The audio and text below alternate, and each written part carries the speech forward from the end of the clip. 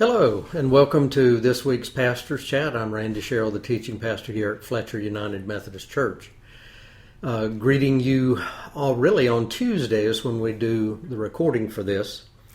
And again, I want to thank you for your support and love and care and prayers and so many things for Kathy in the past number of months and also for me. And I was so excited that Kathy was willing to do the pastor's chat last week and share her love of Toccoa, and also so that you could see her. And it looks like she's a rock star now in the Fletcher UMC world, is that she's had the most views of any of our videos other than worship. Well, really more than any of our worship services. So she's very proud of that in a very humble way. So thank you about that.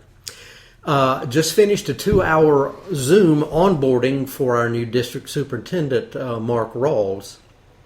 And it was a very good time together for the clergy with a HR specialist who only works now for the United Methodist Church to help us to focus and for him to get the best input about what we most want and need from him. And it reminded me of the onboarding, not quite as officially, but we did when I came here. And the staff parish took my request very seriously, and I especially want to thank Kathy Bashaw, as she put a lot of time and energy into helping me to build relationships in this congregation very quickly. And again, it was a very good meeting today. And one of the interesting things is that we had several times that we were put in breakout rooms. And we were given the time, and when it was a minute, it started a countdown. And I thought that would be an interesting thing to have for your pastor, that the sermon only has 1 minute to go and you have to wrap it up in that time. So I got a little chuckle when I saw those things. Today, I mostly want to do kind of a buffet that I've been thinking about and really doing a lot of reflecting. And when you get your newsletter, you'll see that I've shared some reflections that I've been thinking about. But first of all is how important perspective is. I was reminded that one of our pastoral interns that was with us one summer and then is now very good friends with, she's now serving or has served as a district superintendent in Indiana, and she and her family had over 1,000-acre farm on the edge of the prairie in Indiana, and you could see forever. All the cornfields, all the grain fields just kept going, and the stars were so resplendent at night. But when she and her husband went up to our cabin in the mountains, they had some difficulty. And so now I warn people, because growing up where you can see as far as your eye can perceive, when you go into our cabin, and Christina and Blaine have been up there, when you turn onto our private 1.25 mile road into our cabin in our little community, you have mountain on one side of a 1-lane gravel driveway and drop off to the river on the side. And it scared those folks to death.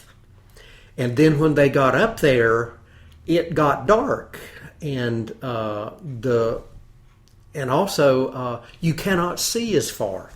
And I realized that I'm much more comfortable where I can't see that far. I know that out on the prairie you can see a thunderstorm or a tornado coming from tens of miles away at least. And here in the mountains you can only see so far, and you see multiple depths.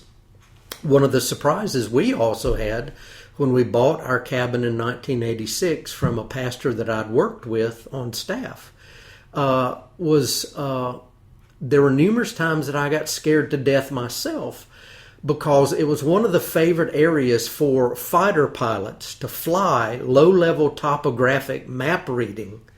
And you couldn't hear the fighters coming, and basically you had about a second and a half of warning until the roar of that fighter jet just exploded right on top of you. They don't do that as much now, I'm sure because of cutback in budgets, but I got scared almost every time we were up there.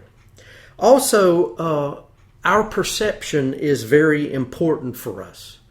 I've learned that in almost every case, event of life, and really in everything, I don't know all that's going on.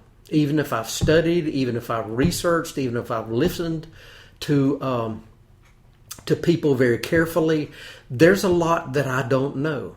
I've even experienced that in marriage counseling when I don't do long-term counseling, but I do short-term, helping people to identify issues. But I've had the situation where I've met with a couple individually and I didn't recognize the other person. I mean, they had such totally different perspectives on what was going on in their home and in their marriage. It was unidentifiable. And so I have to stop myself regularly and say, Randy, you only know so much. But one of the things that I've really appreciated is I never finished my Doctor of Ministry. I ran out of energy and I had a part-time church and a new young son. And I'd been in school constantly since the first grade and I never finished it. But my focus was going to be on laity as theologians. And I have been so excited that that thesis I had is that laity, you folks, are some of the best theologians. You don't have the degrees, you don't know all the multiple syllable words that we throw around a lot when we're talking together, but you live your theology. And one of my calls is to help you identify the God issues that are constantly going on in your life. And I celebrate the wisdom that you have, and please don't short sell yourself. And that's why I don't make pronouncements that you are responsible for reading the Bible. You are responsible for praying. You are responsible for studying and thinking about things deeply. And if you need my help to ask you questions, to wrestle with things, I'm excited when you want to do that. But I try never, ever to say, I am the only capable theologian in the room. If we have 250 people in worship, no matter what age they are, there are 250 theologians in that room. And you are responsible for your life of faith and the decisions you make. And so I want to encourage you, and I have been so privileged in conversations we have to find the deep level of understanding of Scripture and life and theology that you display.